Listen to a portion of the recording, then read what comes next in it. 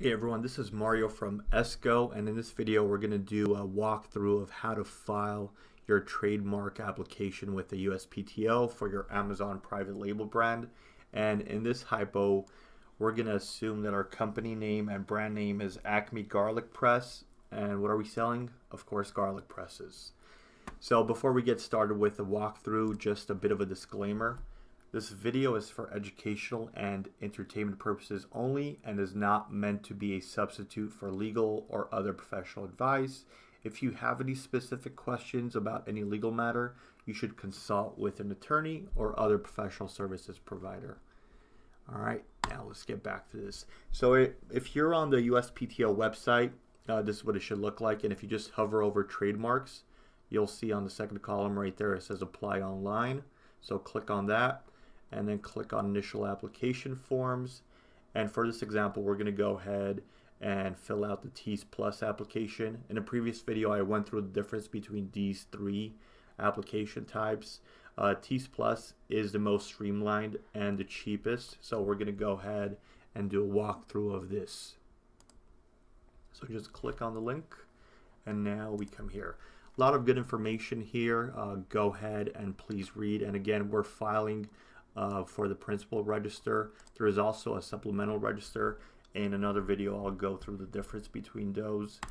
So go ahead and read that. And the first question that we've got is question number 1. Is an attorney filing this application? While I am an attorney, I'm not your attorney unless we sign a retainer agreement, and obviously unless you pay us.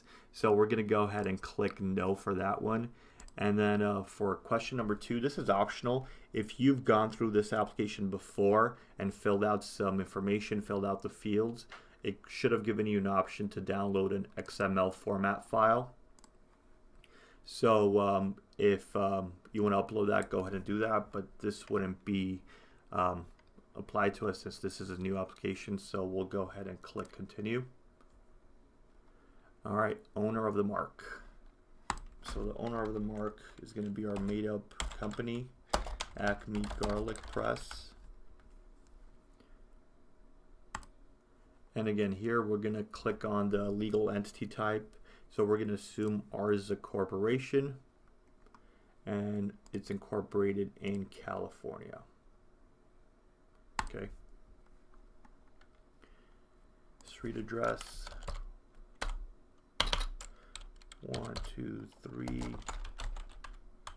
Broadway Street. City, let's assume it's Los Angeles, California. Zip code. Okay. Phone number and fax number. Notice how these fields are not required. All the fields that are required are indicated by the red asterisk right there.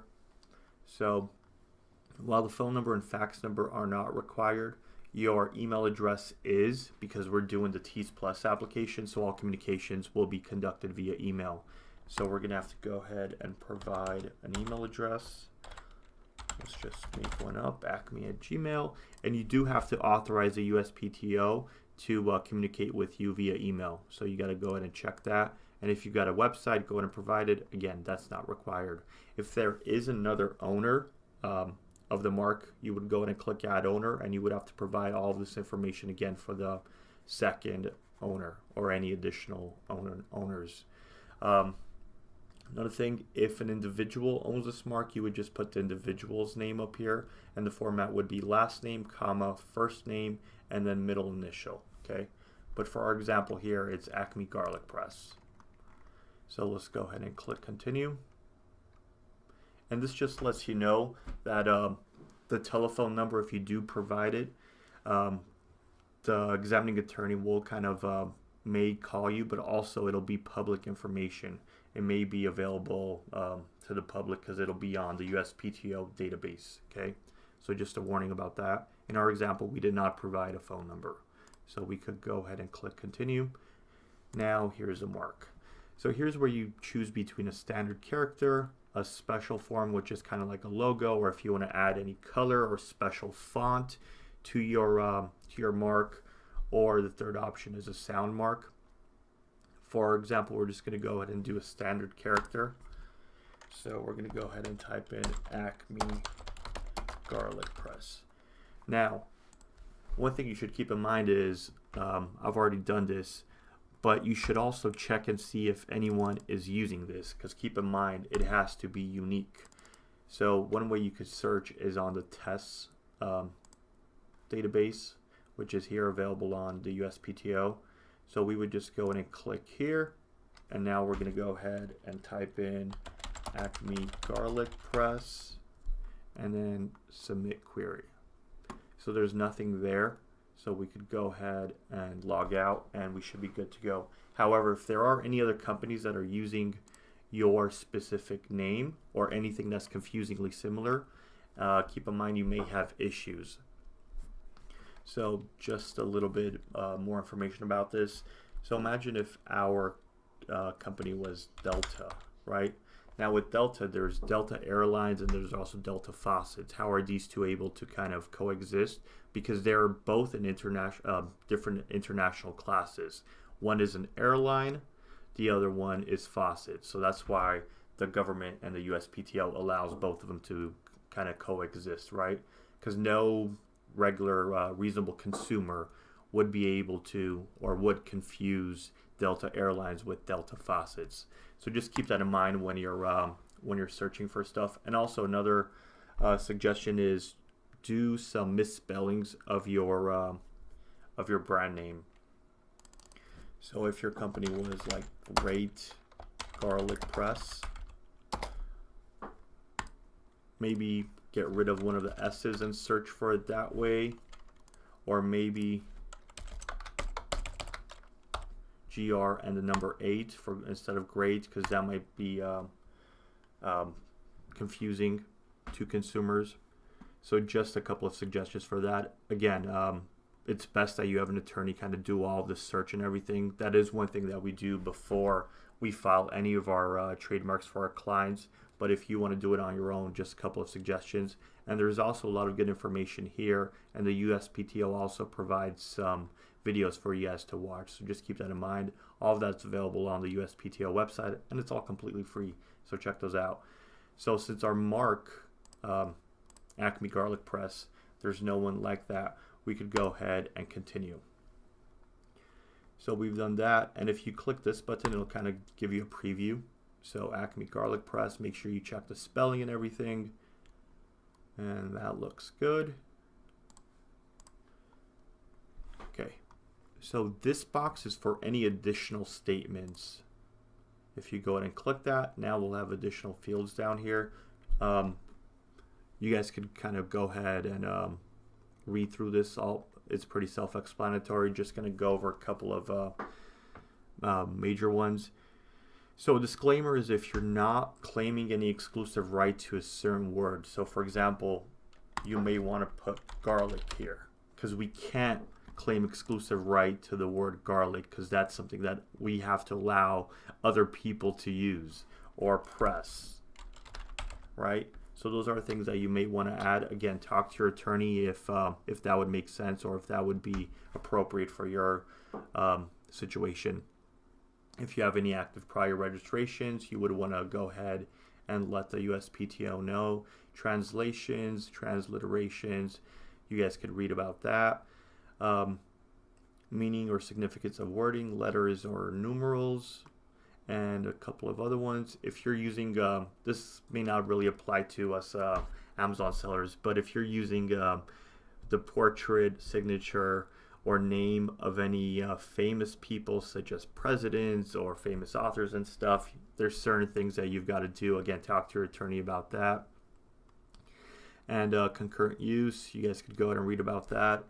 For the sake of saving time, we're going to assume that there's no additional statements we want to make, and then we'll go ahead and click continue. So now here's where we add the goods and services. So again, what we're selling here is a garlic press, right? So what we're going to do is we're going to come here and we're going to add goods and services.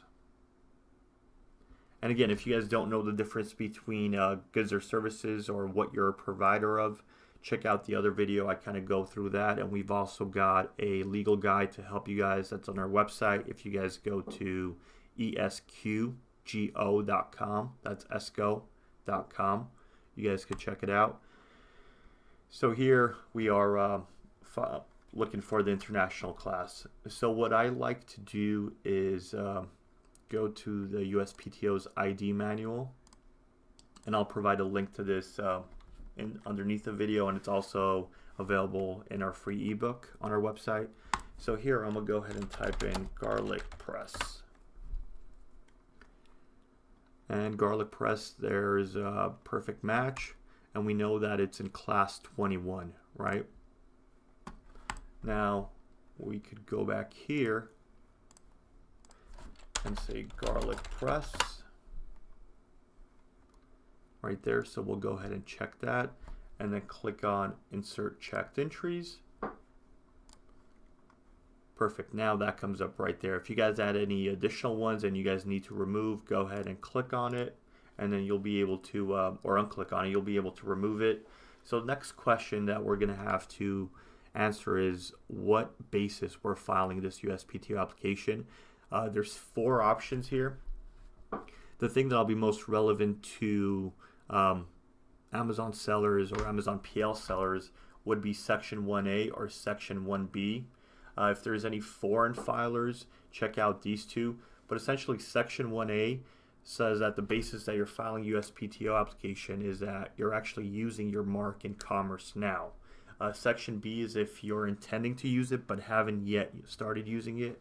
So let's assume that you've got this great new software for PPC optimization for Amazon sellers, and you're spending a whole bunch of money on research and developers trying to create that software, and you want to make sure that the name is reserved.